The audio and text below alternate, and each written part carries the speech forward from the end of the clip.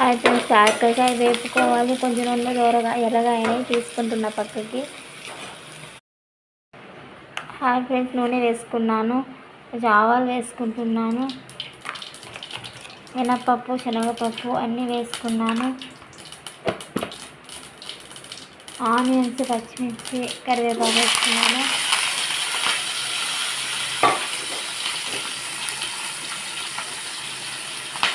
అన్నీ వేపుకోవాలి. కొద్దిగా చింతపండు పులుసు కలుపుకొని నానబెట్టుకోవాలి. టమోటాలు, అల్లం వెల్లుల్లి పేస్ట్ పక్కన తీసి పెట్టుకోవాలి.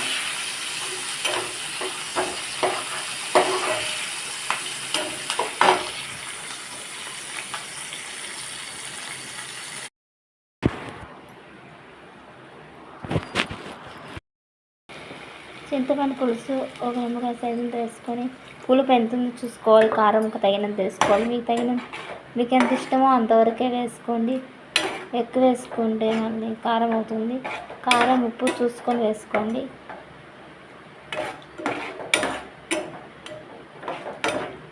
బాగా మగ్గనిచ్చిన తర్వాత కాకరకాయ వేసుకోండి.